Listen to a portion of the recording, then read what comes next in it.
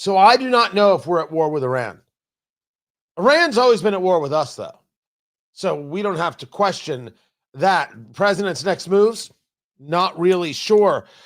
We have a lot to get to regarding this ICE leak as well. But yesterday's embarrassment for the left, for Ketanji Brown Jackson, for the lawyers trying to make the case that boys can be girls, they don't even know what they did to themselves. An incredible bit of legal wrangling happened yesterday that's going to take us all for a loop. Some people out there really bright. I'm Tony Katz. The show is Tony Katz Today. The radio show is about to begin. Let's go to it.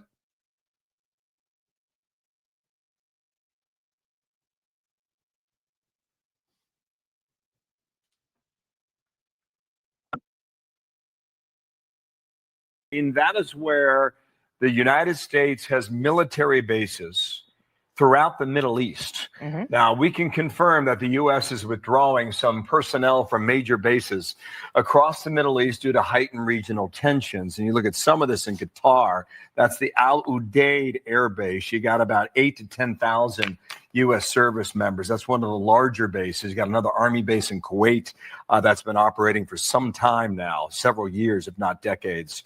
So how much of withdrawal, we do not know. And why?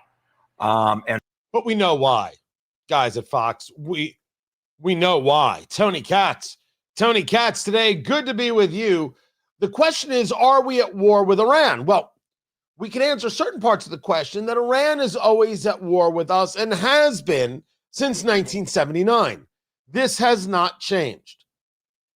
But what we are seeing are some heightened tensions, and we're seeing some advanced movements before the possibility of possibilities, certainly in the efforts to keep our own troops and our own hardware safe, and certainly to keep the Iranians, which is to say the Iranian regime and others, on their toes, off guard. They think we're coming from the left. Boom, we come from the right.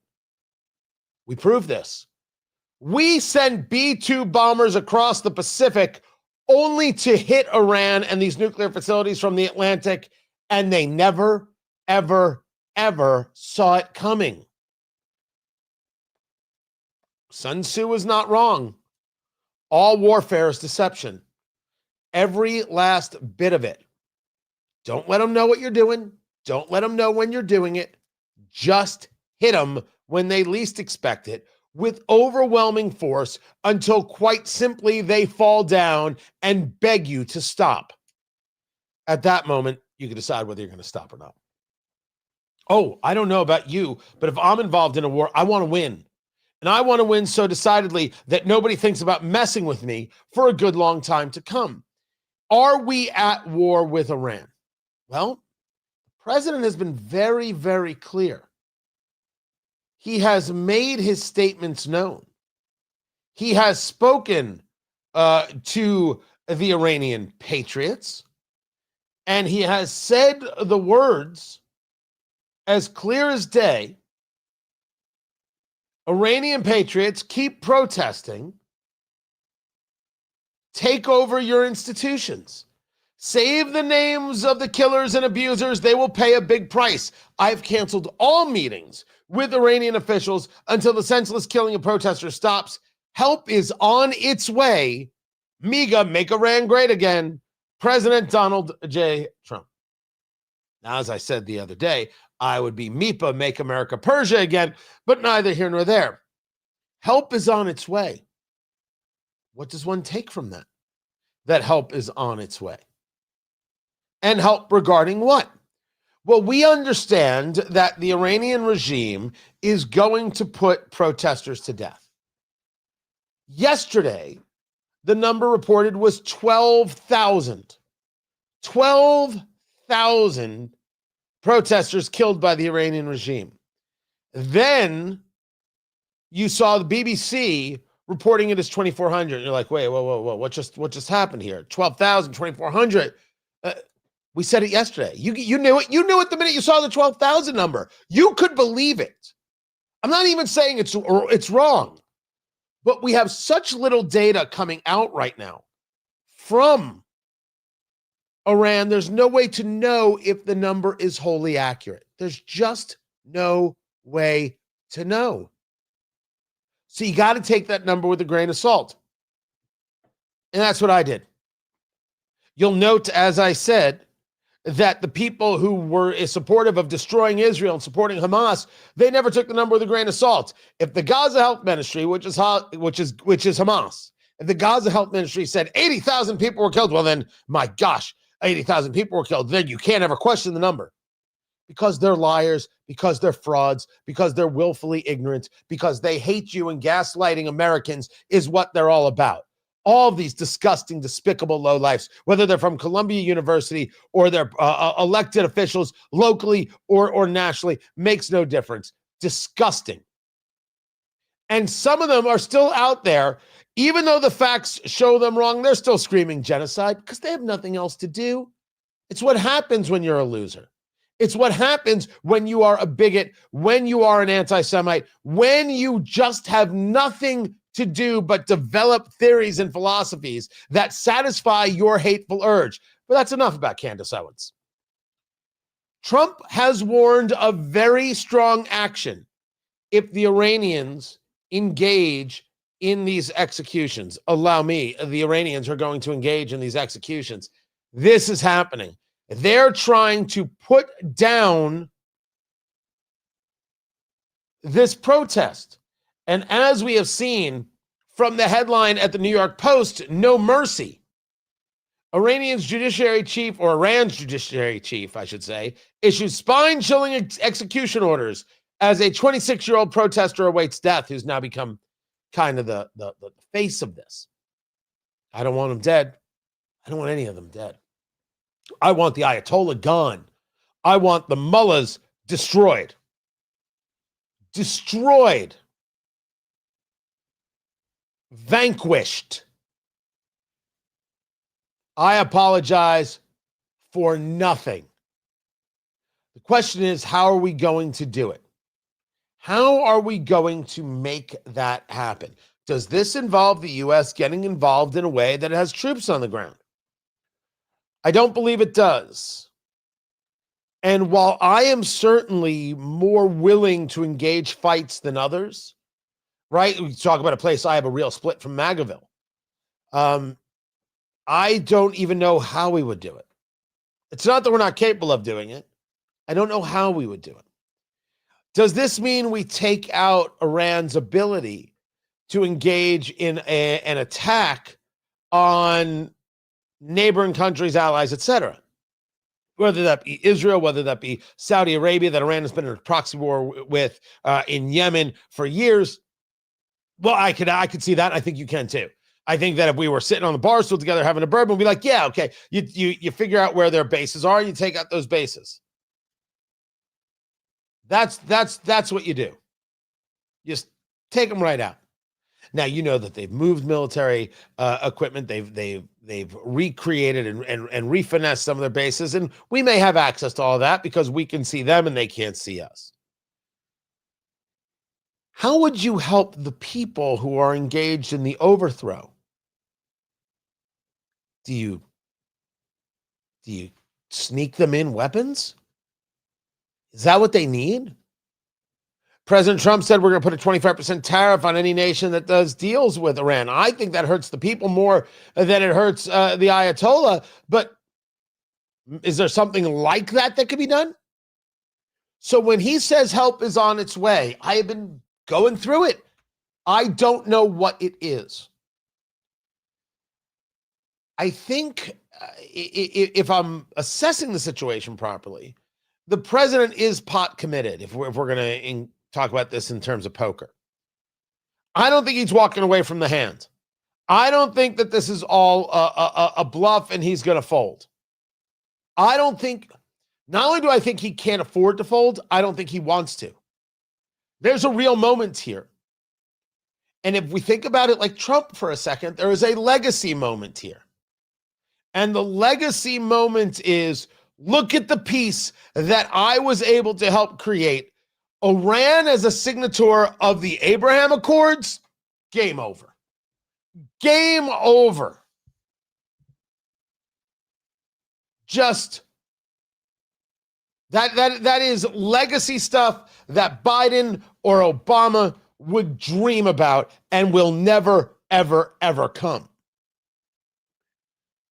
In order to get there, I believe the president actually has to help get there, which means he's pot committed. There is going to be some action. I can't figure out what the action is.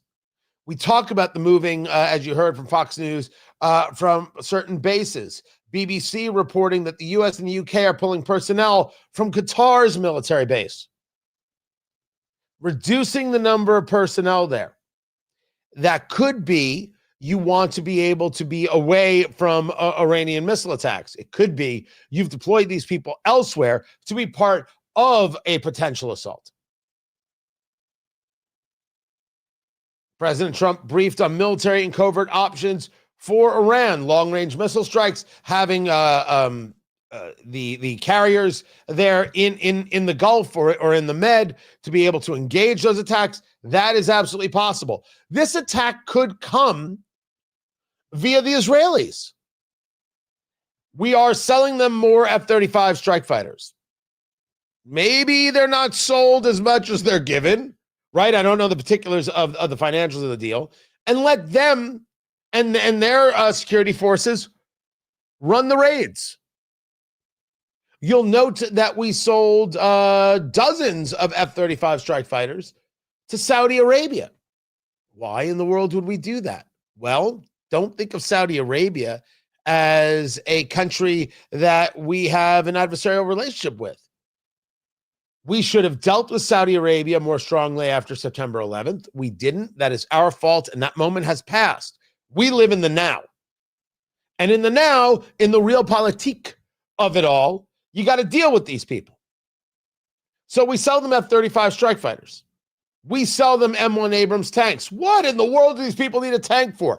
Don't think of it as a nation having weaponry they can use against their enemies. Think of it as a forward base for us, a land carrier instead of a carrier on the water. It's a drop-off point for our military to be able to then get into our vehicles and then be able to take off and deal with our enemies. That's what it is. Saudi Arabia is nothing more than over-the-horizon capability, which is why we should have kept Bagram as an Air Force base in Afghanistan and never given it up. And you know, if you don't know now, I'm telling you now, Trump is eyeing that thing like he's eyeing Greenland and saying, we got to get back there and we got to have troops there and we have to have over-the-horizon technology, or not technology, capability. That's coming. That is 10,000% coming. How are we going to deal with Iran? I don't know. I don't have the answer. And I think the people are kind of hoping they're right. I can't imagine a single troop on the ground. I can't imagine taking out military targets. I can imagine levels of attack involving power, involving water, involving crippling the capability of the Ayatollah to do anything, including escape. I can imagine the back channeling to allow the Ayatollah to escape. I may disagree with it, but again, the real politics of it all. The only thing I know is that based on everything that's been said and everything that's been done, President Trump can't turn back now. It'd be devastating to him. It'd be devastating to the midterms. It would be devastating to how he is viewed around the globe. He's in. What we don't know is what the in is. But if you are surprised that there might be action against Iran in the next 24, 48, 96 hours before the month of January is up, you would be the only one who's surprised. No, we're here. And I believe, based on the data, that one way or another, this is happening. I'm Tony Katz, and this is Tony Katz Today.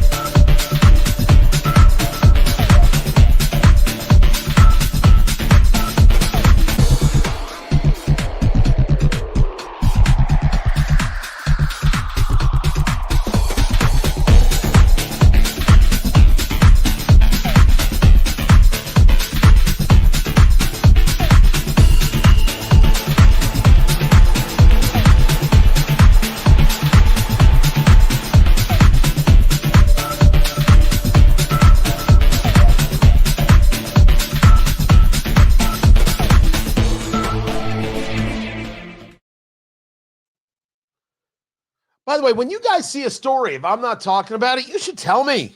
Share it with me. TonyCats.com. Because Brian was asking a question. Has Tony said anything about the 12 judges that got arrested for taking bribes from the cartels? I haven't seen that story. So yes, absolutely send that stuff my way.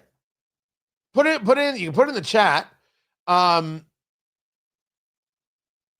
Tony at TonyCats.com, just email me. Absolutely. I haven't seen that story yet, but I will look for it. I will absolutely look for that. Meanwhile, you guys, as we have seen, the show is picking up. And so it's Trollorama.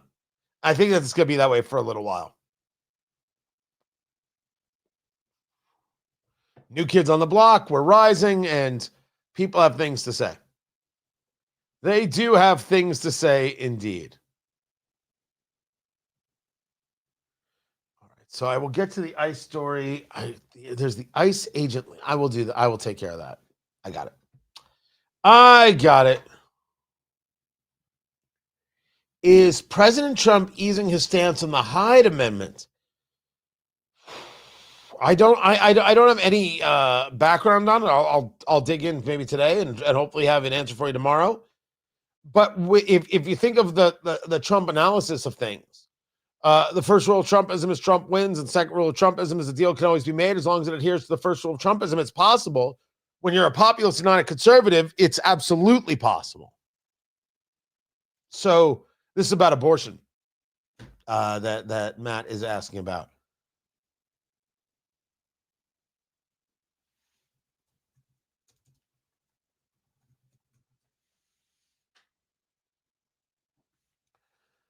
There was a leak, and it was a leak of the identities of thousands of ICE and Border Patrol agents. Tony Katz, good to be with you. Tony Katz today. Find everything I do over at TonyKatz.com. That's where you find me and all the good, groovy stuff right there. A group that calls itself... what is it, the ICE list? They say they're a journalistic project to share information to, quote, hold ICE members legally accountable. No, you want to out ICE members and find where they live and find where their children live, and you want to hurt them. I mean, that's just, we don't have to question this anymore. We know exactly what's going down. 4,500 federal employees working with ICE, their identities leaked, including 2,000 agents. According to the DHS, the leak is going to constitute 4,500 felonies. In the meantime, what do? How does this information get used? The list is hosted in the Netherlands, so it can't be taken down by the U.S. government.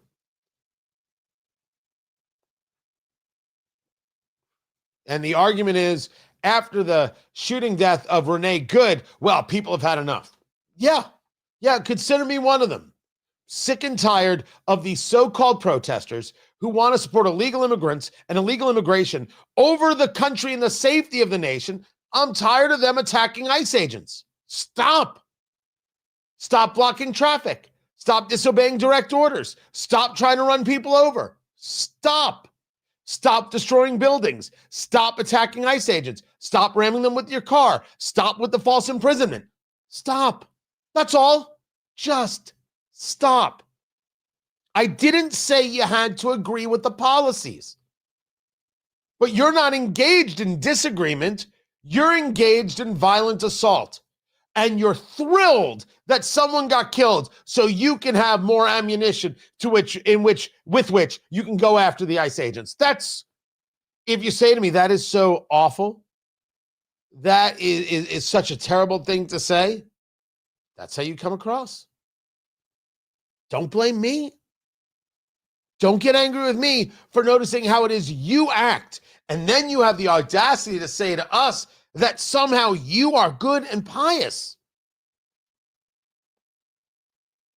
As for the prosecutors who have resigned over this, because they don't like the fact that the DOJ is not making a case regarding the ICE agent or even investigating, I think there should be an investigation. I think it's healthy. You had an ICE agent involved in a shooting. What the White House is going to say is it was clear self-defense. The agent was attacked. This domestic terrorist tried to run him over. And the left screams and loses their mind. Domestic terrorist, how dare you? This is a citizen.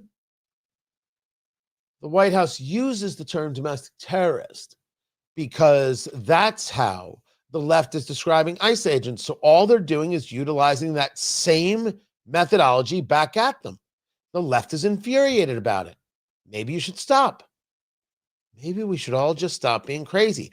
But the left believes that they are somehow ordained by a God that they don't even believe in to go do this. They believe that they are in the right, that they are somehow touched with the secret knowledge that they can engage in violence and they are righteous.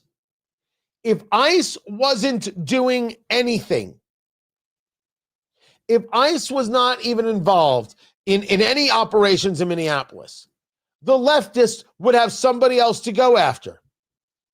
Do we not understand what the Antifa type is all about? Do we not understand the concepts of permanent revolution? There is always something.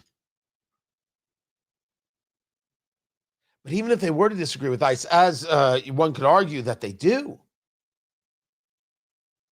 if they think that acts of violence, if they think that attacking ICE agents is proper and good, they have to be told that they're wrong because they are wrong.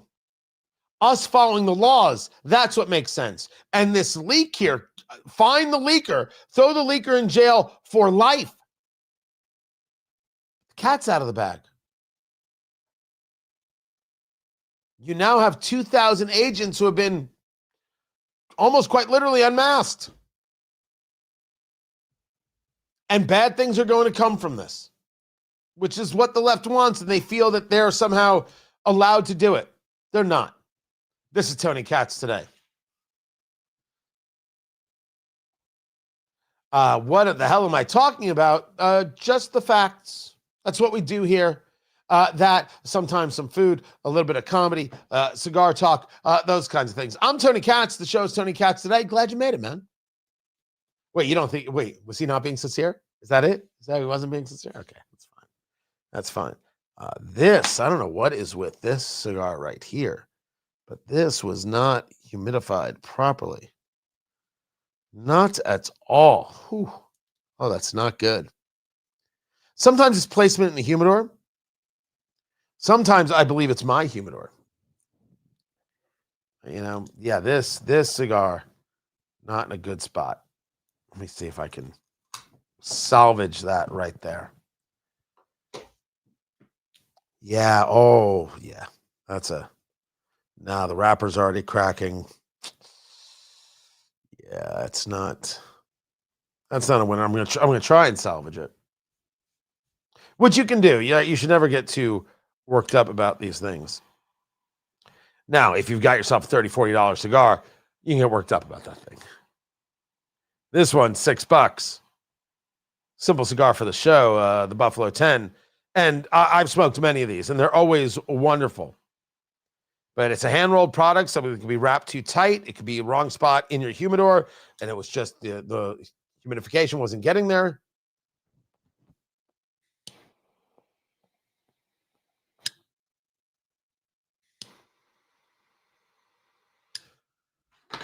We'll see how that goes. Anyway, you've got questions. I've got answers.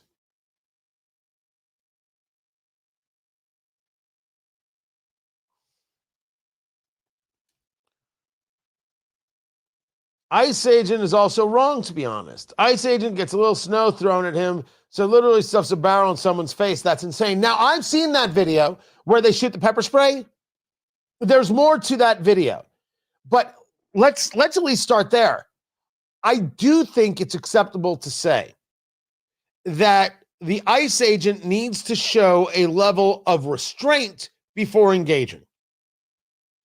And if you say to me, yeah, but they're being harassed and this and that, I'm not saying no. I'm not supporting that. It ain't easy to be an ICE agent, but there are still rules. Now, if the ICE agent is being assaulted, if things are getting violent, well, then that's that. But the screaming and yelling, no. If you're tailing an ICE agent, that's different. I think rational people can rationally do this. Yeah, no, the cigar's over. It happens, I'll grab another one. You wouldn't know what a fact is if it hit you in the face. Why? Because you disagree with me? Well, that's just silly. That is just silly. And by the way, I know that what you said isn't a fact. So I must know what a fact is. And I don't need anything to hit me in the face. Why are you so violent? Oh, don't get me wrong. I totally agree with you, Mike. That kind of stuff is happening. The snowballs can hurt you because I've watched the Philadelphia Eagles game. I know the producer Landon appreciated that. You're right, Mike. Absolutely no. They're not supposed to take that. No. Sorry, Wolfen. I'm not a populist, and I don't agree with everything that Trump says. But Trump is not the problem. The selling of fear as politics is what the progressive left does every day. You can't win. You can't win this argument, man. But I'll debate it with you. Call on in. 833 got Tony. Go ahead. We're getting our showers back, everybody. That's a beautiful thing. That is spectacular. They are repealing some of those Biden-era regulations that wanted to put limitations on your shower. Well, you can't have this much water flow. You can only have that much water flow. We have to save the planet and all those things. 226 to 197 was the vote, saying that Washington bureaucrats have gone too far in dictating what happens in Americans' own homes. What I'm hoping this means is that you get to keep your gas stove. This is a great example, and we'll get into what happened in the Supreme Court yesterday. It was a bad day for the progressives who want to make the claim that boys can be girls and girls can be boys, who want to be able to engage in mutilation of children, who can't stop thinking about children's genitals. That's all the left does. All they do is think about kids' genitals. What? No, they say that about the right all the time when the right pushes back and tries to protect children from these people who are abusers and want to mutilate kids. They're always like, you can't stop talking about kids' genitals. It's the left that is obsessed with children's genitals. Can't believe I've used that word so much on the show today. Usually it takes a week to make that many mentions of genitals. Yeah, the show's interesting, right? Yeah, I'm glad you're here too. A real embarrassment for the lawyers involved in trying to bring these cases to the Supreme Court and ensure that boys can play in girls' sports. Really embarrassing for Justice Ketanji Brown Jackson, who is not qualified. She can't do it. She isn't smart enough. End of list. And a fascinating take from, I think it was the West Virginia Solicitor General, regarding these cases and Title IX. So smart. I had not heard anybody do this before, although this theory may have been out there. I'll break it down. Absolutely special. But when people on the political right were pushing back against the abuse of children and the abuse of young women and telling them they can't participate in sports, that you can push them out for a boy who claims to be a girl, the left said, why are you always involved in these culture wars? Why is it always about the culture wars? You're in a culture war. And I have always said, damn straight it's a culture war, and we're going to win. Of course it's a culture war. It's worth fighting. We have to win the thing. And we're winning the thing. We're not done. We're winning the thing. The left came out and said, your gas stove is killing you. We need to get rid of gas stoves. And the people on the political right said, what the mother, what? What's wrong with my gas stove? And the left said, what are you talking about gas stoves? Who brought up gas stoves? No one's mentioned gas stoves. Why are you always talking about gas stoves? Oh, you and your culture wars. And they went after gas stoves, and they went after gas hot water heaters, and they went after gas furnaces, and actually engaged regulation saying you can't have this, you can't use that, you can't use the other. Why can't I use natural gas? It's cheaper. It creates, when you're a chef, it creates opportunity. Well, no, what you need is an induction oven. Oh, yeah, you need an induction cooktop, and you just use certain pans, and it heats right up, and it's safer. Oh, it's so good for you. Yeah, but I can't afford that. So thank you, Mark Ruffalo, for telling me what an elitist snob you are, telling me how I should live my life. I just want a gas stove. Well, a gas stove, that's putting pollutants in the air, and you're giving your kid asthma. If you live in an apartment that's 500 square feet and you don't open the window, yeah, you can create an issue. But the issue doesn't actually come from the gas stove, because studies are out there that will tell you it's not about the cooktop, it's about what you are cooking. It's the actual food that can throw things off. So you overheated, burning, etc. Open a window. Case closed. That was a great example of culture war that the left tried to perpetrate on us. They know what's better for us. They know how we're going to be healthy. And they can't allow us to have things they've decided aren't good for us. Nobody should want the government deciding what is good for us. That is a great example of government overreach. Now, I think the president right now is involved in some government overreach when he's trying to say we need to cap credit card companies at 10% interest for a year. No. That is a terrible idea. I don't want the government involved in that. That's government overreach. What you want, people, is not spending money on credit cards and spending money they don't have. You want to create a better economic environment, which I believe the president can do if he stops making mistakes like, hey, you're not allowed to charge more than 10%, as if the government has any role in that whatsoever, and the buying of mortgage-backed securities to $200 billion, which I think he is also wrong about. But the culture wars, you were always right to fight. Because the left tries to take what they can, limiting your options and your opportunities. I don't think we should be limited people. I'm glad the showers are back. And of course, you can't mention a shower without mentioning Bill Clinton. Bill Clinton.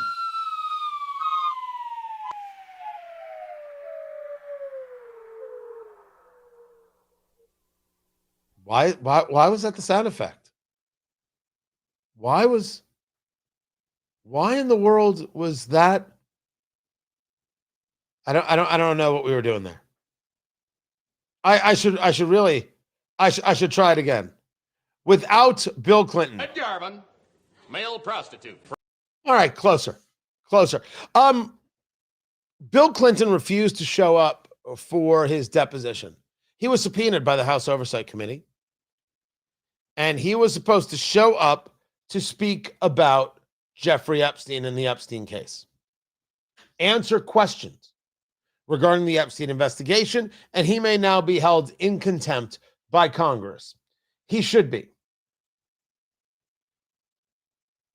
He wrote a letter saying this is just an attack and this is just unnecessary, and you're doing this because of pure politics. Allow me.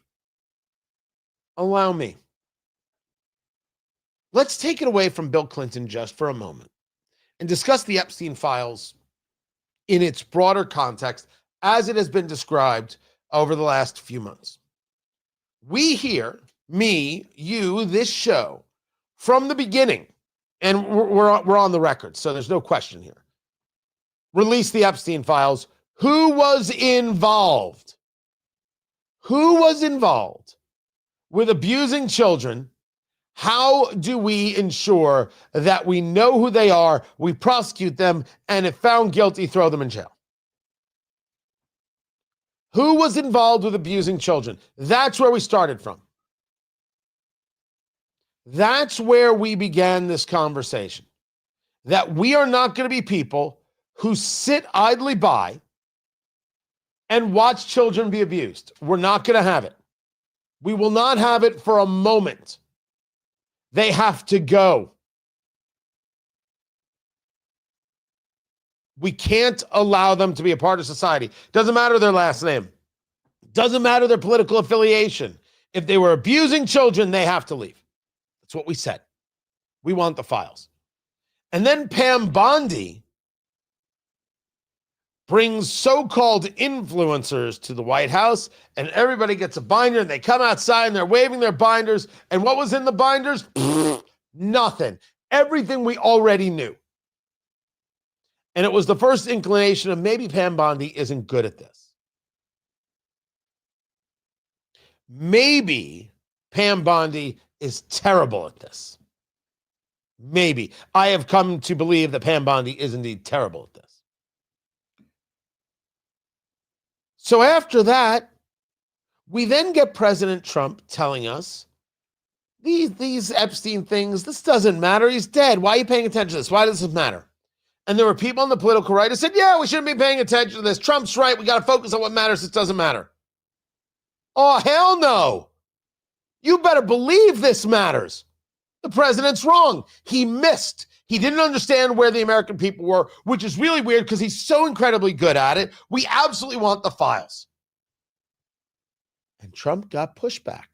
And that's when you started seeing moves made about, okay, we got to have votes to release this. Okay, we got to look into this. Democrats took advantage of that opportunity, being a people who take advantage of opportunities. What do you have to hide? Trump's hiding it because Trump's and they called him every name under the sun, when, of course, it is very clear that Trump stopped talking to Epstein when he learned about him. Trump threw him out of Mar-a-Lago. And there is no rational person thinking that Trump was engaged with underage children. Was Trump engaged with women who were throwing themselves at him every single day of his single life?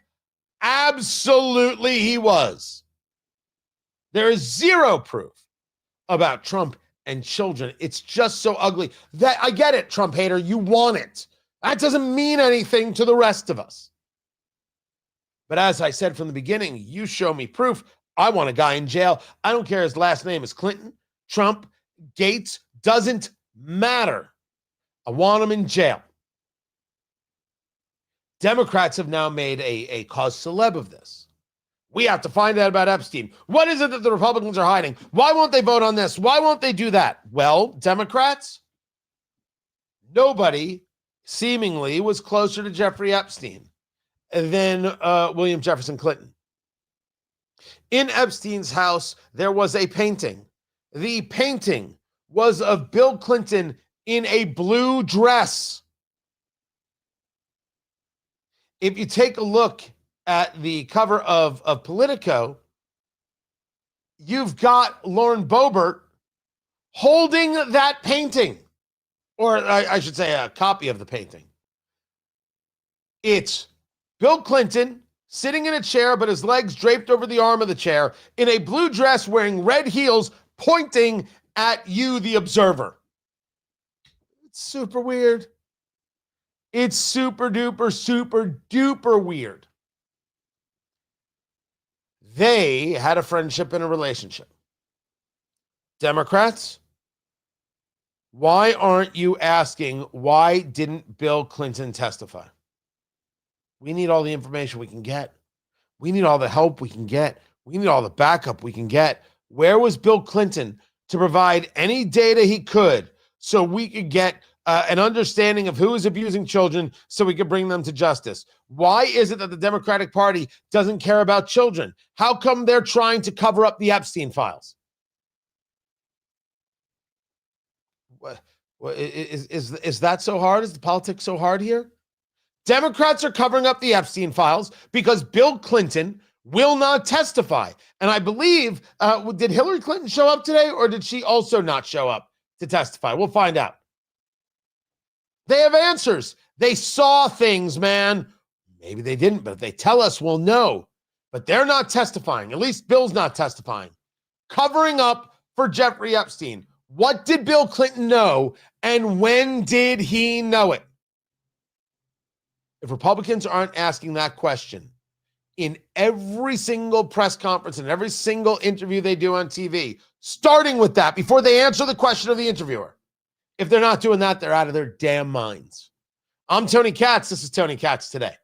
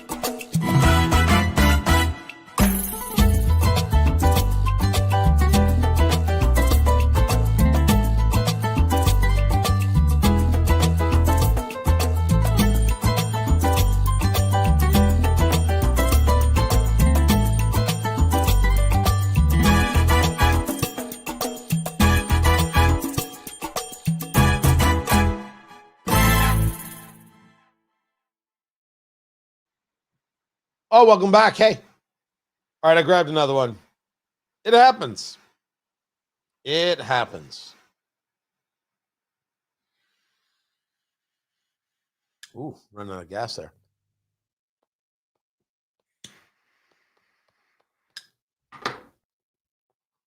We'll see how that goes. Now, let me just a couple of quick comments here. First of all, can I just say, free R. Kelly? Dude, you're in the wrong show. You're in the wrong show right there. Donald Trump literally called Congress members to not sign the discharge petition. I'm sure he did.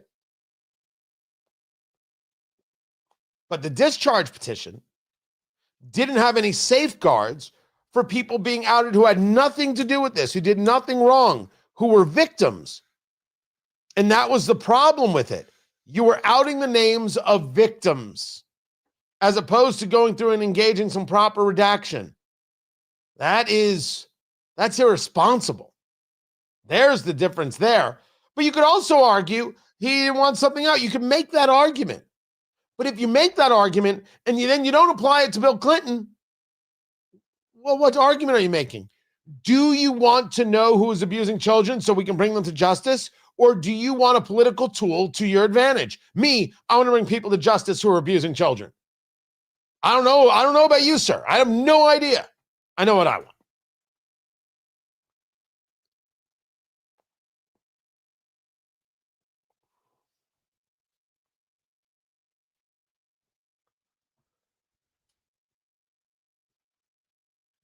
It was a cigar break, not a bathroom break. Thank you.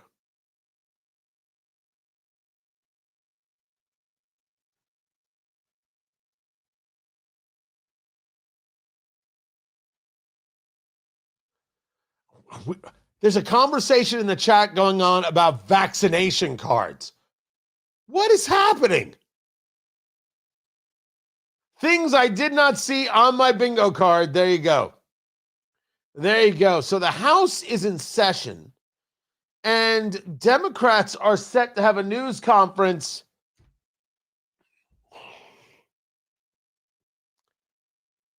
Democrats are going to have a news conference on the killing of Renee Good. Don't tell me that they don't see an opportunity here. They won't be honest.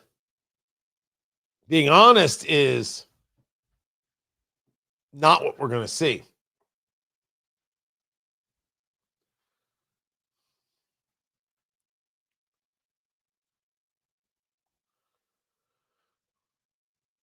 What do you believe? From whom do you believe it?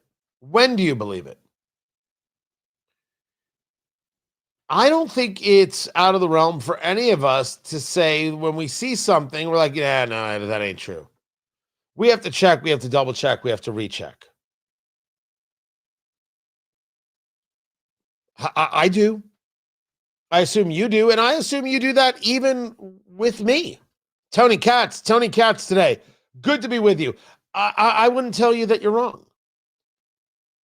When we see so many people, whether they're not so much people who do radio, but people online and influencers, there's a question of what moves their message.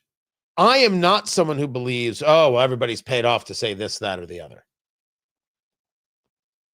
When I started my radio career in Indianapolis on WIBC, the owner of the station was so far left, I didn't know it was possible. Yet Rush Limbaugh was on our station. Then locally, a man who was known around the country for his law skills by the name of Greg Garrison. And then me. Never once got a note from a very progressive owner about things to say. My main station, still Indianapolis, is now owned by a different group. Never once got a note about what to say. If I'm involved with something, I say it. If I'm connected to someone, I say it. So you know where I'm at, so you know how to judge the commentary. That's not true of the influencers. And I think that it is legitimate on any side of the aisle to be looking at what it is that they're saying and where the influence comes from. So when the Wall Street Journal puts out a story about influencers who are getting paid hundreds of thousands of dollars and taking trips to Qatar to promote Qatar, or pushing for reclassifying marijuana while they're getting $300,000 from political action committees. This story goes after those on the political right who are doing that. And I don't mind outing these people and saying, hey, where are you getting this money? Who are you connected to? What are you actually telling an audience? And they have large audiences. This has been going on for the left for years. I think it is incumbent upon us to check, double check, and recheck. We should ask ourselves, do we want this kind of money being spent? And do we want to reward that kind of money and the messages they're putting out? I'm Tony Katz. It's a problem. I mean, they did a story about Alex Brusewitz, who is a Trump aide, about Rob Smith and others. And if you're getting hundreds of thousands of dollars to push something and you're not disclosing what it is that you're pushing, that's a problem. In radio, it's plug-ola or payola, and that'll get you fired. Knowing what's what matters. Knowing how people are getting paid matters. Now, you forgive me, I gotta ban some people who are being very, very terrible in the chat room. MAGA equals traitor. Listen to me, Vet for Democracy. That's not true. You're angry. I get it. You don't like Trump. Okay. This is just a dumb thing to say. It's a dumb thing to say. It's not traitor. You disagree with it. Doesn't make it a traitor. And let's assume, Vet for Democracy, that you're a veteran, and thank you for the service. It doesn't give you any special rights. You aren't somehow more American. Stop it. It's a dumb thing to say. Don't be dumb. All right? Disagree. Use your words. That's just stupid. It is so dumb. All right, if you want to stick with it, man, it was nice knowing you. It wasn't nice. Goodbye now. Gone. You don't have to agree. You can't be somebody who's cursing. I'm deleting people all day. Guys, let me tell you, see this? It's easy. Delete, delete, delete. Oh, let me scroll over. Delete, delete, delete. All day. No problem.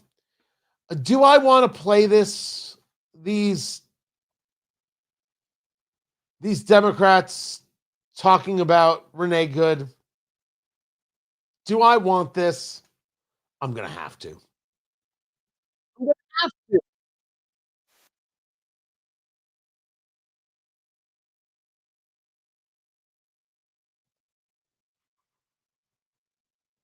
All right, I'll keep an eye on it.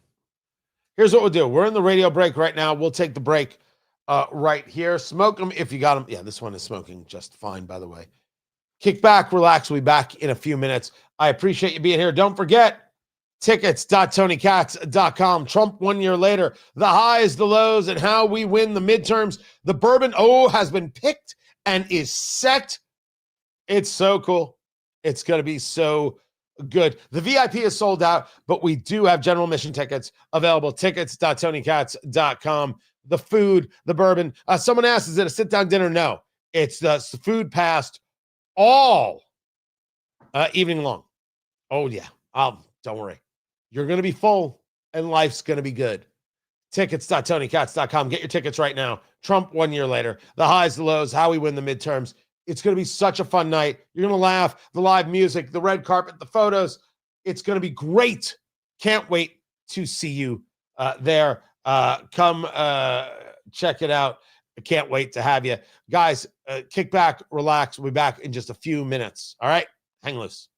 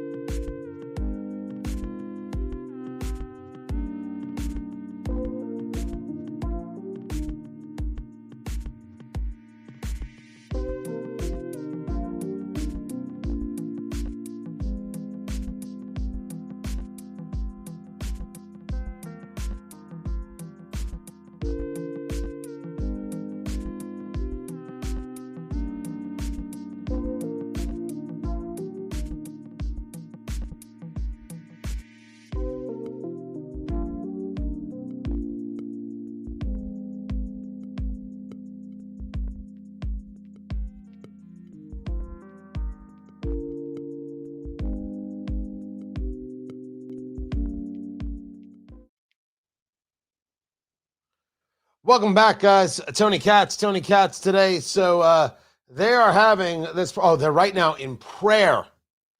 They're outside of the Capitol as they're there to have their press conference about the ICE-involved shooting of Renee Good. Sorry, I got her name right there. Let's take it to it.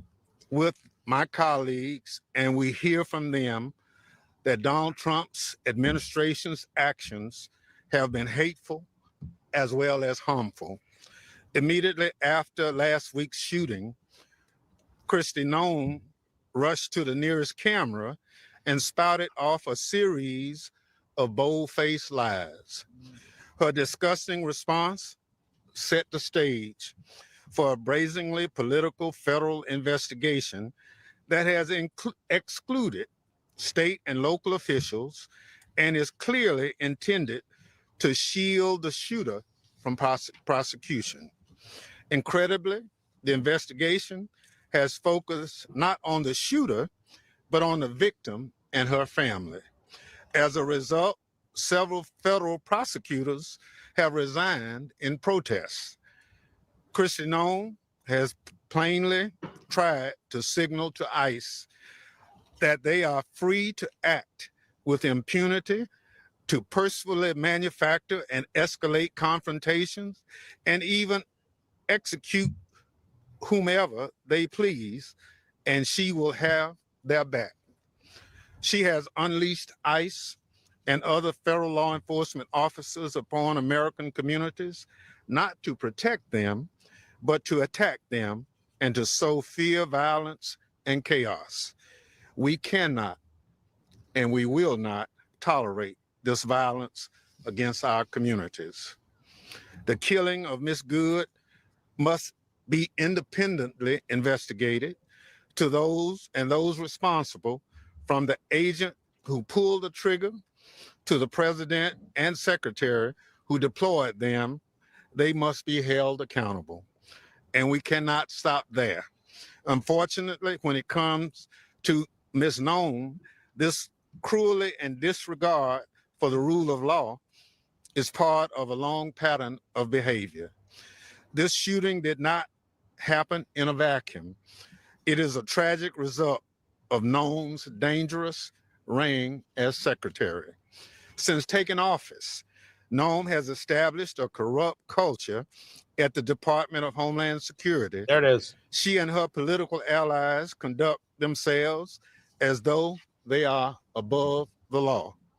She has wantonly enriched herself and her associates at taxpayers' expense. Well, there's She the has new openly wrinkle. defied court orders, undermining the constitutional rule of law. That is She has Representative Benny used Thompson, access to who disaster of course funds ran the to J6 punish circus, political foes, having a press conference she outside has the Capitol with some other Democrats, including congressional Al oversight. Green, the guy who She has takes his directed cane the to Trump and indiscriminate gets thrown out of thousands addresses of from the people. president, making the claim that, of course, ICE is at fault. Renee Good was nothing more than a casual legal observer, and Kristi Noem is weaponizing ICE and is benefiting herself. Was that financially that Representative Thompson just tried to put out there? Tony Katz today. Good to be with you. Good to be here. I'm going to take it back to this. And by the way, there's a sign behind them that reads ICE kills Code Pink. Code Pink is the communist group led by Medea Benjamin, who is more than happy to do the work of the CCCP or the CCP, I should say, the Communist Party, the Chinese Communist Party, or any commie out there. That's who you're associating with. I don't think you're getting the message you wanted here. But let's take it back to Benny Thompson and what it is that they're discussing. Channels of government. So it's accountability. We'll start the process looking at. We're not sure where it will go, but we'll follow it wherever it leads. Her conduct has gravely endangered the security of the United States, its people, and its institutions of government. Kristi Noem must be held accountable. What? So what we'll have now, we have a number of individuals who are here who will speak, and we'll have. Did Renee Good do anything wrong? By the way, I didn't want her dead. But did she do anything wrong in blocking traffic and being somebody who was instigating with ICE, as we now know? Somebody who didn't listen to law enforcement when told to get out of the car, and someone who drove and hit an officer. Did she do anything wrong? Ilhan Omar now speaking. Thompson. Well, this is going to be a thing. Today, we are honoring the life and memory of Renee Nicole Good, a 37-year-old mother of three, a writer, and a poet. Renee's mother remembers her as one of the kindest people she's ever known. For anyone who knew her, says Renee spent her life caring for others, always putting their needs first. What about what Renee Her deep did love herself? for community drove her to stand up for her immigrant neighbors. She had just dropped off her 6-year-old son off at school and was serving as a legal observer when she was murdered by an ICE agent in South Minneapolis. That is a lie. That is a flat out lie. This legal observer talk, which is the new buzzword, is to try and create a shield for what it is they're doing. We've been through this. Representative Omar can't accept the fact that we already know how this plays out. We know you lie. We know that this is just gaslighting. We get it. But she wasn't, oh, hey, look, there's Renee Good, let's kill her. That's not what happened. Renee Good's actions, don't forget that as Ilhan Omar speaks. Streets. It must also include full and transparent investigation and legal action against ICE. While we grieve, our community, as always, has shown up for one another with love. ICE officers have been struck by solidarity and care Minnesotans have shown for their neighbors. In the face of state-sanctioned violence, we have organized and protected each other. Well, that is what Renee stood for. Is it? She died because she chose love and solidarity over fear, and we will make sure the world never forgets her name. Thank you, and with that, I call on Congressman Asbayan. You now understand that the objective is to George Floyd the thing. Create this idea of otherworldly, to create this idea that the person who was killed in this case, Renee Good, was somehow an angel sent to earth. Honest people can engage honestly. Dishonest people are Ilhan Omar. These are the facts. If you disagree with what I just said, that it is clear and obvious that the left's plan is to try and create a false narrative about Renee Good, a false narrative about ICE, in efforts to get more ICE agents harmed, that's my take. If you can't admit that Renee Good did something wrong, how do you have a conversation? But go ahead, argue it with me. 833-GOT-TONY, 833-468-8669. We can't admit she was blocking traffic?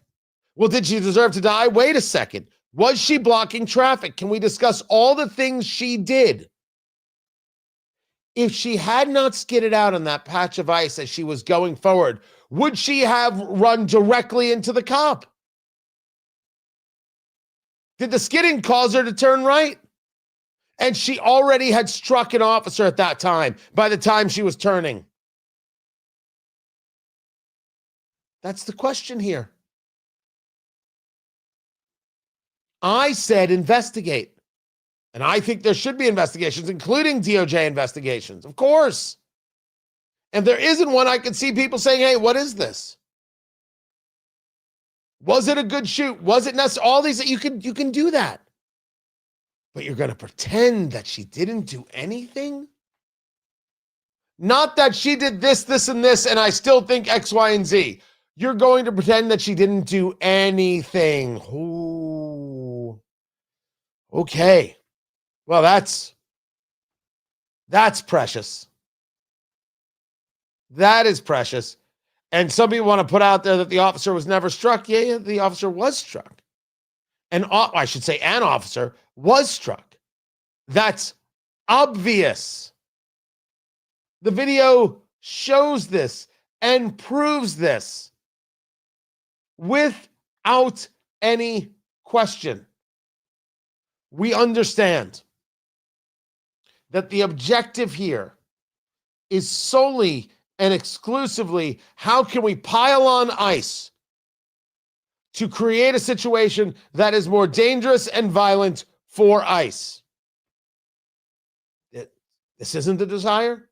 I put forth to you, I think this is the only way to possibly see it. Meanwhile, you heard two cases, I should say the Supreme Court heard two cases yesterday regarding boys and girls sports. It did not go well for them at all. An embarrassment of riches. That is Ketanji Brown Jackson, and a way to look at this case and to look at this situation that maybe you haven't thought of before. I hadn't. It really is brilliant. I'm Tony Katz. This is Tony Katz Today.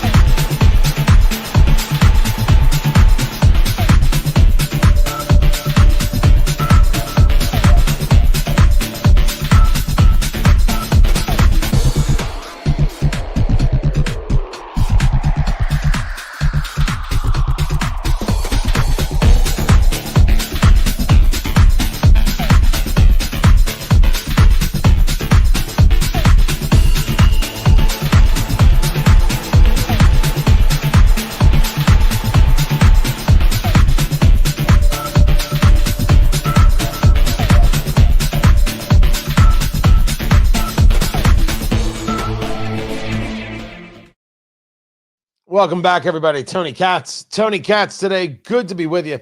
I'm looking up a whole bunch of audio to make sure that I have got everything that everybody needs. It's the embarrassment of riches is the only word expression I can use.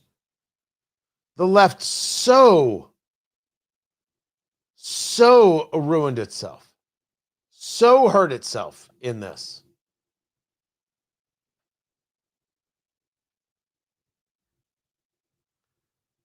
I want to see where I have, there it is. And that's the rebuttal.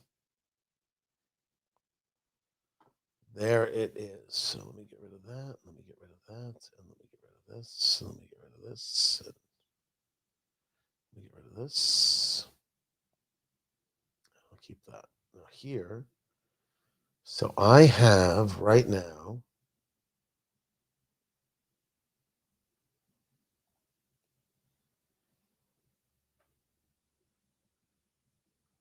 Right, nope, that's not it.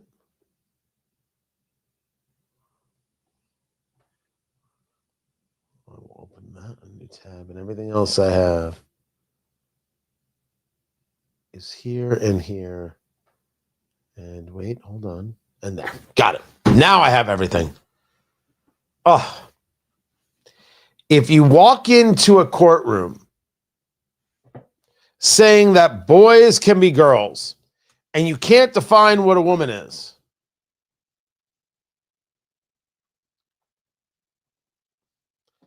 let me explain. It's coming back to the show right now.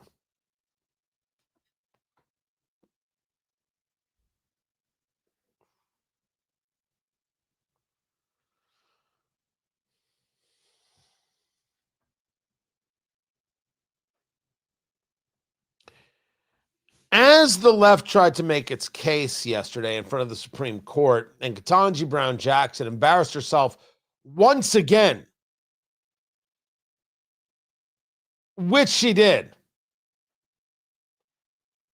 a story that I think was unintended by the left, unwanted by the left, and I would say unrecognized by a fair amount of the right, not being lawyers and not spending every day of their lives involved in the intricacies.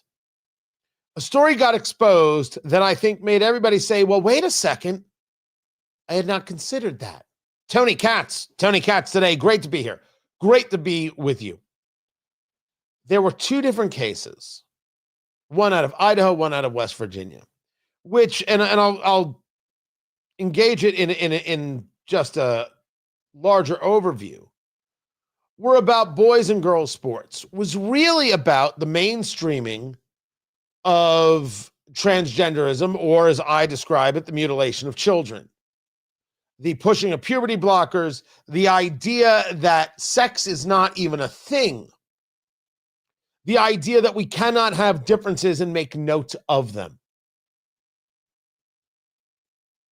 The abuse of children is despicable, as we have mentioned many times. The story is twofold. We start where we start, which is with Ketanji Brown Jackson, who is an embarrassment as a Supreme Court justice. She is not smart enough to do the job. Well, Tony, you're a racist. She's not smart enough to do the job. She has proven this. Someone did a study of the amount of talking she has done for her first cases on the bench. And I think it's like in the first 8 cases of everybody on the court, in the questions that they have asked, Ketanji Brown Jackson by herself has used more words than all of the men on the court put together. I think that's pretty funny. But there are differences between men and women. We can accept this. Expressions, etc., expressiveness. It's that Ketanji Brown Jackson has beclowned herself in her questions time and time again. And her question here to a Justice Department lawyer once again shows the level of her ignorance. I guess I'm still struggling to understand why the state would have to have perfectly tailored laws. I would think the state would just have to make exceptions where people can demonstrate that the justification that makes the state's conduct constitutional doesn't apply to them. Right. So making exceptions is tailoring your law. That's literally what it means to tailor. No, but from the There is no other answer.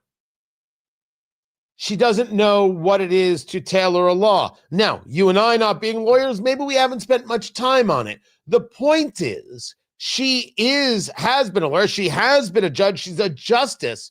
And she just got played the fool in a span of 30 seconds. perfectly tailored laws.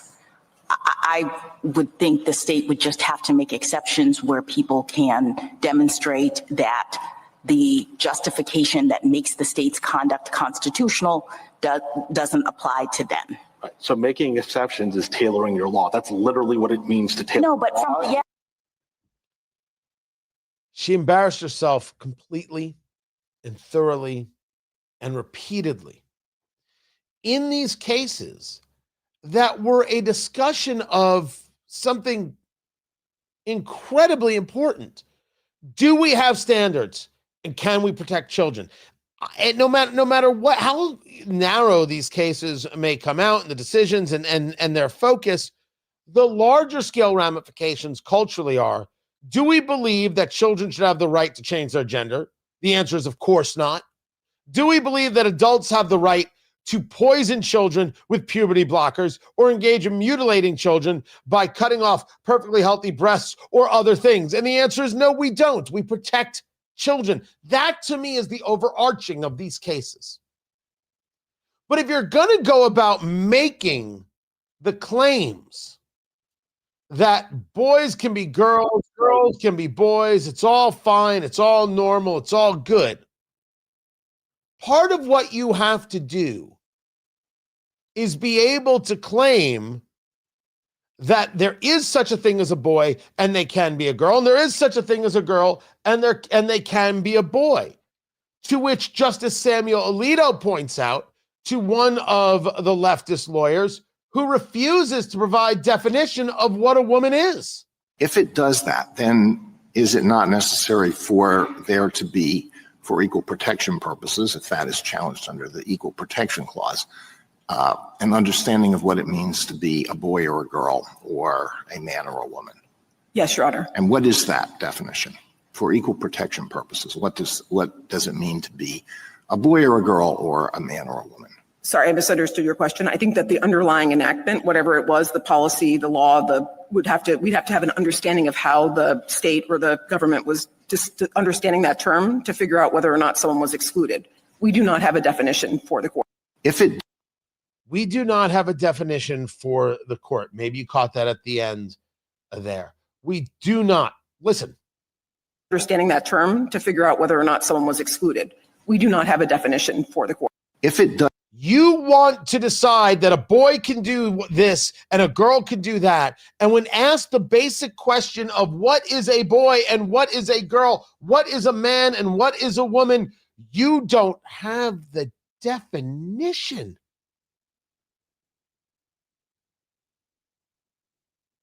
My goodness gracious.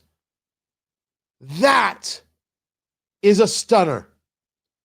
So the leftists who are engaged in trying to bring about this non-justice for children,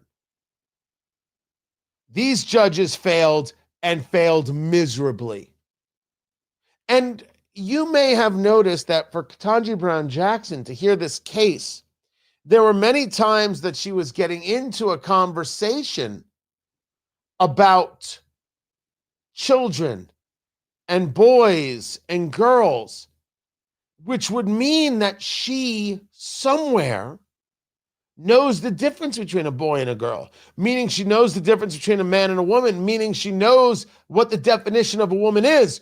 But when she was being confirmed and was asked the question, what is a woman? She said, I don't know, I'm not a biologist. And I'm asking out loud, did she lie in her confirmation hearing? Because she shouldn't be able to hear this case. She doesn't know the difference. But if she does know the difference, she lied in her confirmation hearing. What? She learned it ipso facto? Nah. Not buying. Now, this brings us to the Solicitor General of West Virginia. His name is Michael Williams. And he engages something absolutely amazing that you have to hear. How this is all about Title IX. I think you've now heard respondent abandon the Fourth Circuit's logic on Title IX, and I think in many ways that makes this court's task that much easier. Congress authorized regulations allowing sex-separated athletics. West Virginia's definition of sex tracks the ordinary meaning in 1972 and 1974 and the regulatory framework that Congress endorsed. I think, Mr. Chief Justice, your question really highlighted how BBJ's approach unmoors the statute and the regulation under Title IX from on the basis of sex. BPJ's test in turn begins to look more towards other characteristics that aren't on the basis of biological sex. And I think that's not consistent with what we see there. I also think the answer to Justice Barrett's question reflected how under BPJ's theory, this really isn't about competitive advantage, that really what this does turn on is gender identity, because BPJ continues to maintain that a cisgender boy who continues to not have those same biological advantages would nevertheless still be kept off of the girls' sports team. So if you endorse that philosophy, that would require the court to hold that long-standing Title IX athletic regulations are unlawful. It would eliminate sex-separated athletics entirely, and I think it would defeat Title IX's core purpose of ensuring equal athletic opportunity for both sexes. On the equal protection side of the House, the question is whether the classification is substantially related to an important governmental interest. And I think that BPJ ultimately wants to rewrite the classification to be something that it is not. Biological sex substantially relates to athletic performance. That's exactly why, in fact, Title IX regulations authorize sex-separated teams in the first place. Respondent's test effectively ratchets up the intermediate scrutiny standard into a perfect fit, best disposition case that this court has repeatedly said is not the standard under intermediate scrutiny cases. That is the standard for strict scrutiny cases. You have heard it several times today. Justice Sotomayor, you asked about deference. I think this court has also repeatedly recognized that in areas of evolving science and medicine, especially involving children, legislatures have the primary responsibility for weighing competing evidence and making the policy judgments. Now, I agree with that with the legislatures, but that part about Title IX, if boys are girls and girls are boys, and there is no difference, of what purpose is Title IX, which was created to make sure women had a fair shot in sports? This is the left saying of Title IX, you're destroyed because there are no women, there are no men, and there are no women's sports. That's something. Keep it here. This is Tony Katz today. Back to the comments. Well, there's a stupid comment, so that goes. Look at that. I can delete stupid comments and smoke a cigar all at the same time. I'm Tony Katz. You're welcome, America. Good Lord. But that argument about Title IX is so good. If you're going to argue that there is no difference, Title IX's existence is predicated on the idea that there is a difference. So here is the left coming to further cannibalize the left and eliminate women's rights, which has been our argument all along. Why won't you recognize women? Why won't you protect women? And the answer is, well, they hate women.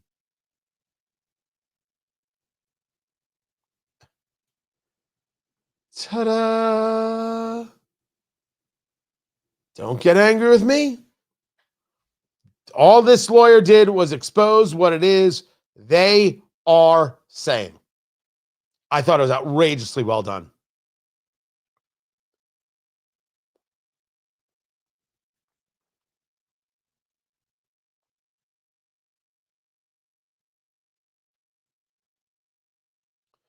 All right. I think yeah, the Danes were in the White House today.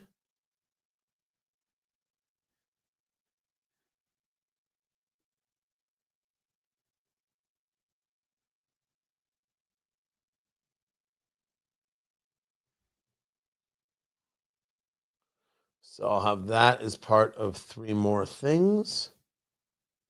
I have got, what else? Did I have something else here for you?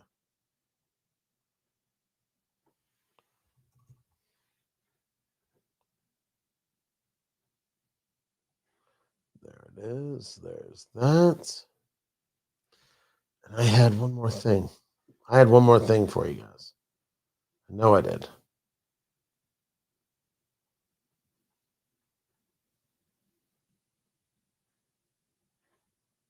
There we go. I might have one more thing even after that. Okay, that's there. There we go. Just that story.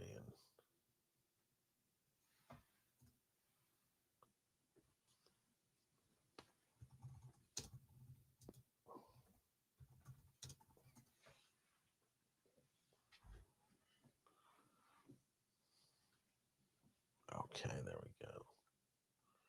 Got it. Thank you so very, very much. Where am I from? I was born in Brooklyn. I grew up in New Jersey, traveled around, spent time in D.C., spent time in Florida, spent time in Los Angeles, and now beautiful Indiana. It's good to be actually living in America now. It's kind of fantastic. How about you? How about you? Where are you from?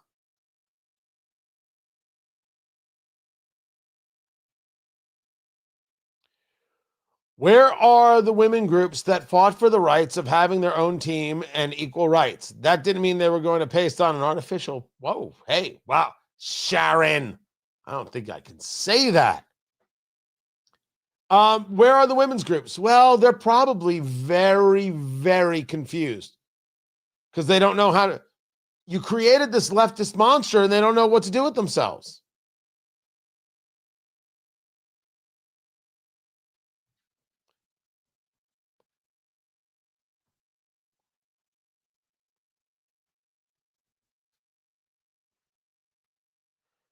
So I've got three more things for you. Tony Katz.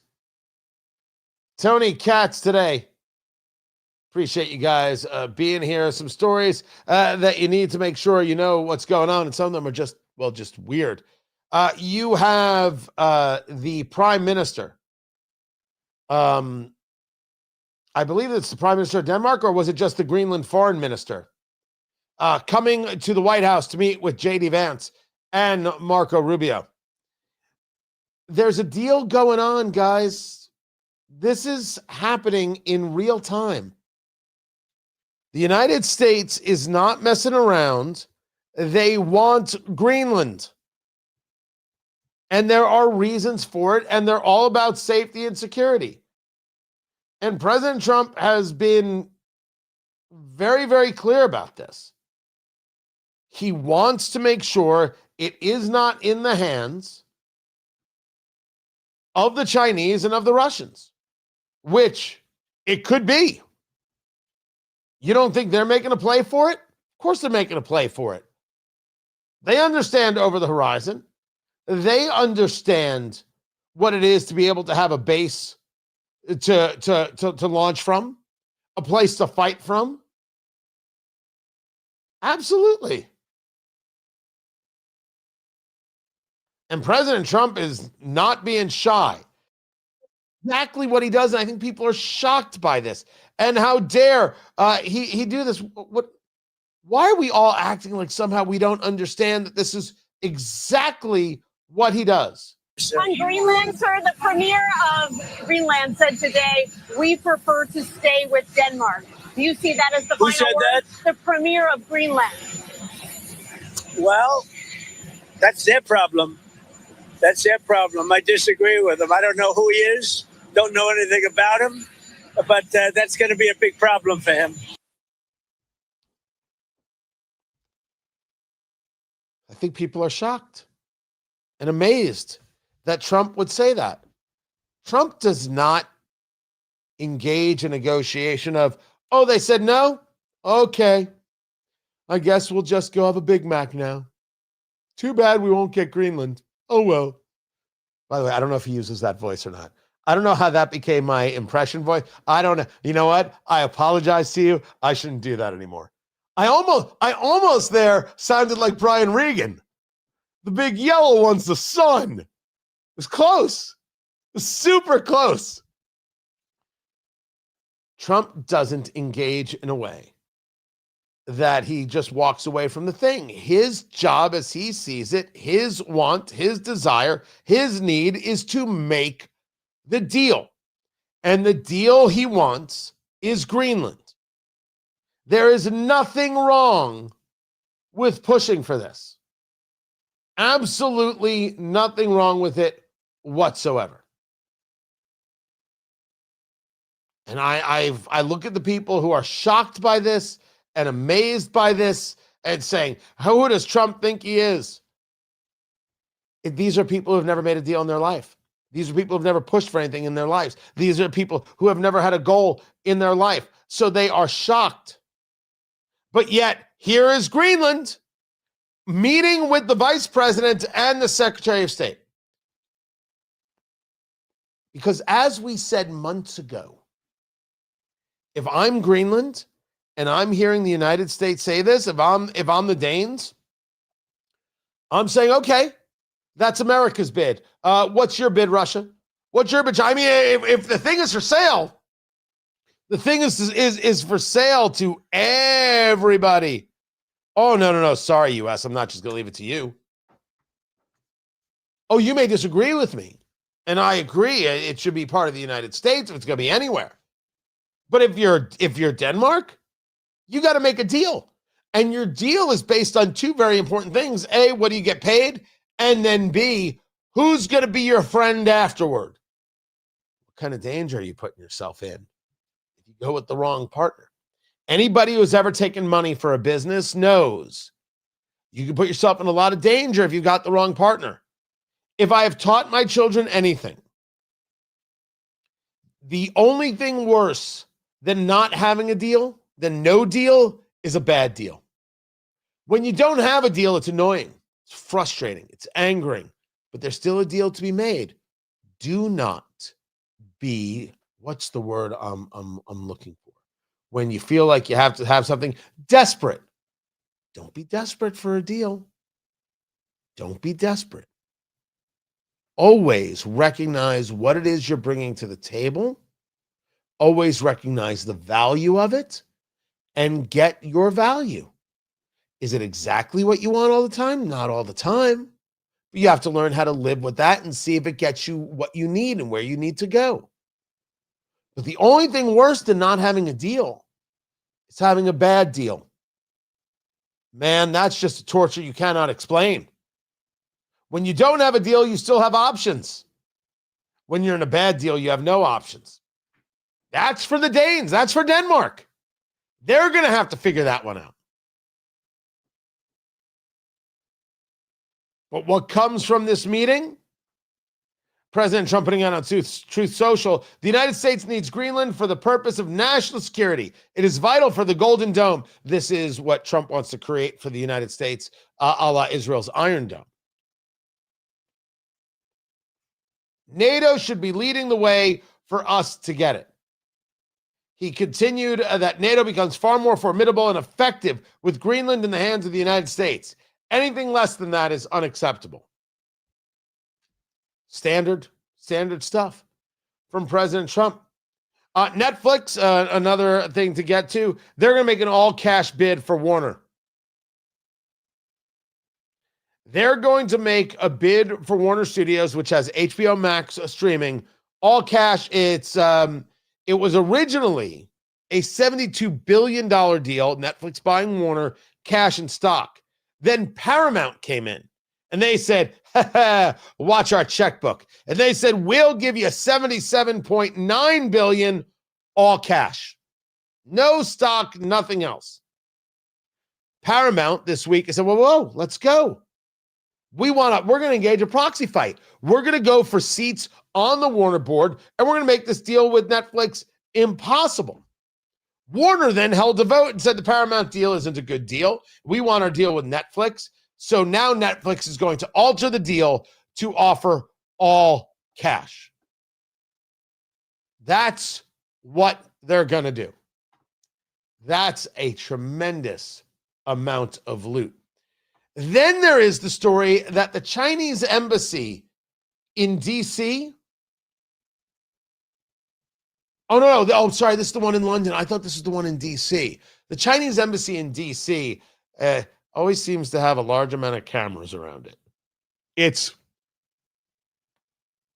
looks a little bit brutalist in its style, if I remember correctly. Large amount of cameras. But, of course, they built themselves an embassy in London. At this embassy, there is a secret room. according to the people at Fox News. Secret room to be built at Chinese embassy near cable lines, sparking widespread espionage fears. This has now come out. There's a question of whether or not Starmer is going to approve this. I still believe that Keir Starmer is on his way out. Not only has he proudly gone after people for their social media posts, allegedly 12,000 arrests regarding people's social media posts, he wants access to people's telephones. He wants access to apps that are encrypted point to point. You want to talk totalitarian. You want to talk about somebody who doesn't want you to be able to speak freely. Keir Starmer is it. It's horrifying. And then, I don't know about you, but I want a private jet. I don't need the fanciest hotel room. I don't need the fanciest car. I don't need the fanciest home. Private jet. Right? I feel the same way about private jets that I do about boats. I don't necessarily need one. I don't need to have my own boat. I just need friends with boats. That's what I need. Same thing is true with private jets. I don't necessarily need my own. I just need friends with private jets. Oh yeah. Because once you do it, it's not that I've done a lot. I've only done it once. Once you do it, that's it. If you've never flown first class and then you fly first class, you fly first class. I treat myself on any flight I can. I fly first class. I don't think I have surprised anybody by having this conversation. Always. And yes, I'm in the suit. I'm always in the suit. Neither here nor there. Once you do private, well, that's the ballgame. There's absolutely nothing like sitting down on the plane and then someone saying, okay, let's go. And then you take off. There are no lines. There are no people. No one is fighting at the gate. There is no gate. It's the best. Well, there is a new private jet for sale. Actually, it's a used private jet. It is the former jet, a Gulfstream G550, which is a nice way to fly, that belonged to Sean Diddy Combs. His jet was sold to pay for, was it paid for legal fees and other things? These pre-owned generally sell for $20 to $30 million. I don't know who bought it. I only hope they gave it a thorough cleaning. Now, luckily for the new owner, the leather seats were well oiled. So that's got to be a huge benefit. That's got to be a sigh of relief. Someone asked the new owner, hey, have you checked it out with a black light? Don't check it out with a black light. Don't you dare. Don't do it. It's a mistake. Even Jackson Pollock would be like, my God, what happened in here? So, you had to have. Did you just rip out the whole interior? Because the plane is the plane. But you ripped out the whole interior, right? Someone paid $20 million for the plane. They spent another $5 million for new seats, didn't they? Please tell me they did. Please.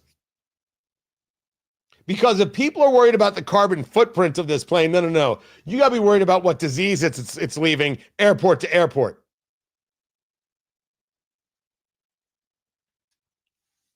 Man, I want the jet. I would have passed on that.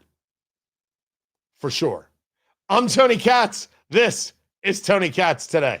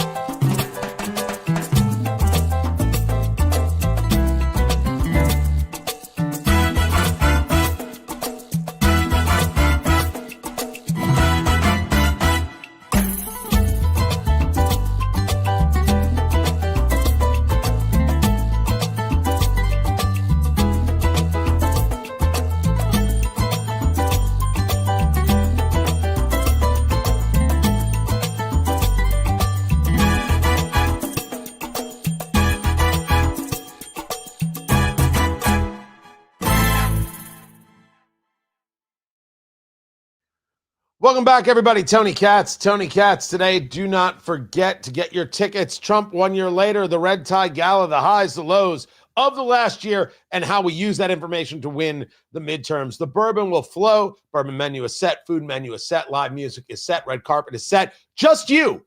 You can wear a gown. You can wear a tuxedo. You can wear a cocktail attire. You can wear business attire. My God, just wear pants. It's going to be such a good night. Saturday, January 24th. Hyatt Regency, downtown Indianapolis. Trump 1 year later, red tie gala. I want to see you there. Tickets.tonykatz.com. Tickets.tonykatz.com. If you're a part of any organization and you're like, hey, they may all want to come, email me, tony@tonykatz.com. Maybe I'll send you a code. Make it easy on everybody. I just want to see people have a good time. That's all I'm looking for. I like a good time. I throw a good party. So be there. Tickets.tonykatz.com. Let me go to the comments. One second.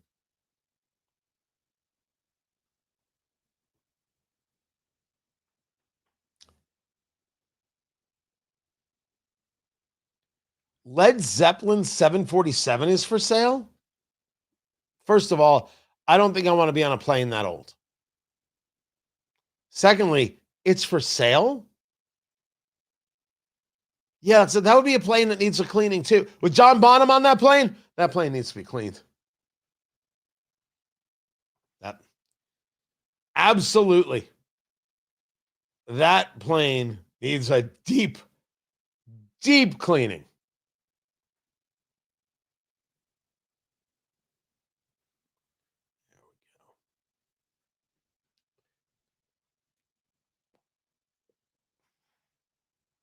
How do you know that Led Zeppelin leased a 707? How do you know that? Like, what a weird, arcane piece of history to know. The plane that Led Zeppelin used when they toured? That is impressive.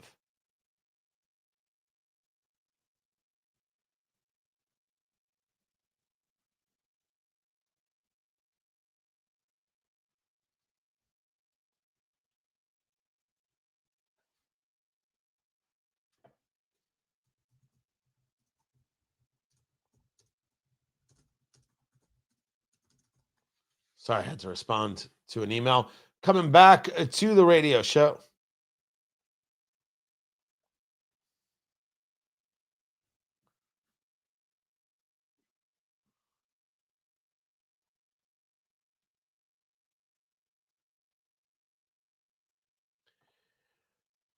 I spoke yesterday of the death of Scott Adams at the age of 68, the cartoonist, the creator of Dilbert. His podcast, his video series, wildly popular, and the people who got on him for comments he had made. A lot of people get on a lot of people for comments they make. I'm not here to condemn nor condone, at least for the sake of this conversation. It is noticeable that when leftists disagree, they engage a posthumous, what's the word I'm looking for?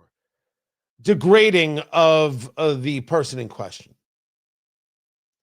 When al-Baghdadi was killed, a terrorist, it was the Washington Post that referred to him in his obituary as an austere religious scholar. That's one hell of a way to put it. It's an insane way to put it, but it's one hell of a way to put it. When O.J. Simpson died, what People magazine wrote was O.J. Simpson, dead at 76 from cancer, family announces. O.J. Simpson died. That's what they wrote. After the death of Scott Adams, People magazine wrote, Scott Adams, disgraced Dilbert's creator, dies at 68. Disgraced. O.J. Simpson murdered his wife and a waiter, Ron Goldman. He's just dead from cancer. Scott Dilbert said something you disagree with. He's disgraced. Now, People has deleted this. The woman who wrote this, I didn't know anything about her, Victoria Edel, or maybe it's Edel. Didn't know anything about her at all. Still don't. But this is the madness. This is the obscenity. Scott Adams, he's disgraced, but the murderer died of cancer. Isn't that a shame? You know, he still had a family. This is why people don't trust the media. These people are vicious. Keep it here, guys. This is Tony Katz Today. And then you get this. Scott Adams was a blanking Nazi, you knob. Dude, what is it like to be that sad, that pathetic, that ignorant, that bitter, that vicious, that worthless, that false? My God, man, this is not the place for you. Hey, you're going to find your place, but it's not here. Well, I don't know if you're going to find your place. You may first have to find your soul. It might take a little bit longer. No real map for that. You're gonna have to do that searching on your own. Figure it out. I appreciate you guys being here so very much. Can't thank you enough. Hold on a second. I thought the gloves didn't fit and OJ was acquitted. Yeah, sure. Oh, he was acquitted. You bet. Acquitted. Right. OJ was acquitted. If you say OJ Simpson alleged murder, the family probably sues you for defamation. I don't know. What do I think? How about that? I think OJ did it. And I think more than half of the country is with me. But they didn't put him in prison for the murder. That was for the stuff with some memorabilia, and he beat some people up, which there was a real conversation of, is that what he wanted? Like, he knew he was guilty, so he did something stupid so he could go to jail? You're right. He was found not guilty in a court of law. We should always be people who engage with the facts. He was found not guilty. Huh? Hey, court did what it did.